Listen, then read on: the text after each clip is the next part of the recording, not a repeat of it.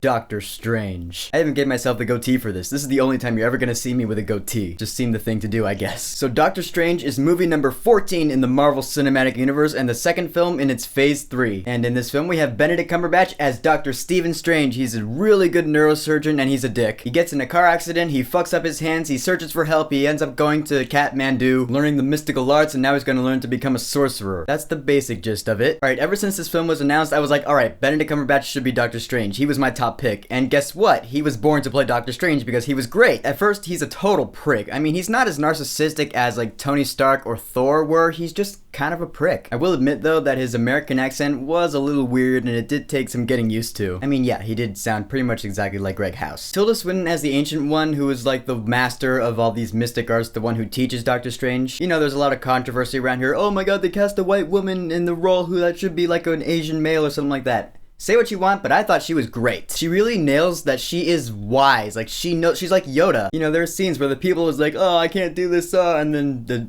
teacher is like, you know nothing. Just do it. I totally bought it. And then there's Chiwetel Ejiofor as Baron Mordo, or just Mordo, as he's called in this film. He was kind of a wild card. First of all, I'm not really sure what kind of accent he had. I mean, he played the role he needed to play really well, and he was definitely memorable, but I wouldn't really say he was a standout in this film. I'd say the standouts were Tilda Swinton and Benedict Cumberbatch. As for Mads Mikkelsen as Caecilius, his name is pronounced a bunch of different ways in this movie. He is just kind of par for the course with all the Marvel villains that are not really that memorable. I mean, Mads Mikkelsen plays a great villain. We all know that. And again, he played the role really well. He was functional. You're like, yeah, alright, let's stop this guy. But in the end, he doesn't really stand out either. I'll tell you what does stand out though, and you probably already knew this. That is the visual effects. Holy God! I didn't see this in 3D, but I really wish I did because it just would have been mind-blowing. But even without 3D, it was pretty damn awesome. These visual effects are literally like nothing I have ever seen ever in a movie ever.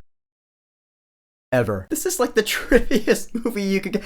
Do not go to this movie under the influence of anything. I think I said that in my video about the second trailer. I really mean it though. Your mind will explode. Your mind. Needless to say, these are some of the best visual effects I've ever seen. Just right up there with Guardians of the Galaxy. Just Marvel knows how to do visual effects perfectly. And I really gotta give it all sorts of props because they look like Steve Ditko drew them back in the 60s when Doctor Strange was first created. Granted, drugs were a big influence on that, so maybe we have those to thank. I don't do any of that shit. I'm just saying, all I'm saying is that this movie's definitely going to get Oscar nominated for Best Visual Effects.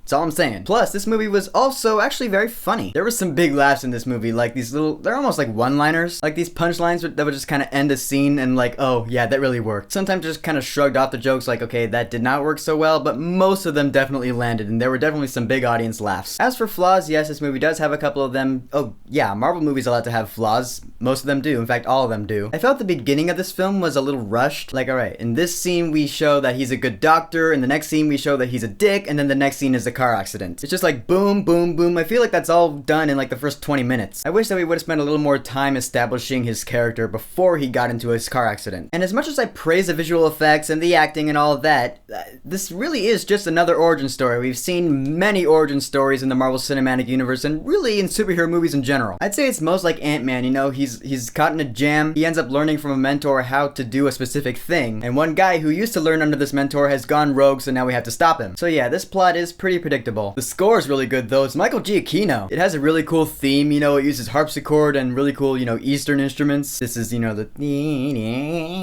I thought it was pretty cool. So in the end, I will say that Doctor Strange had great acting, a story that you will know the end to by the time it gets there, a pretty cool score, and some awesome drop-dead gorgeous visual effects, but you already knew that. So for Doctor Strange, I will certainly say, go see this movie while it's in theaters. Fact is, if you're a Marvel fan, then you either have already seen it or you have plans to go see it already. I mean, it's another Marvel movie for crying out loud. These movies are huge. The 2016 winter movie season has officially begun. So, Marvel Studios' Doctor Strange. Have you seen it? What did you think about it? Whatever you think, go ahead and leave a comment. And don't forget to subscribe.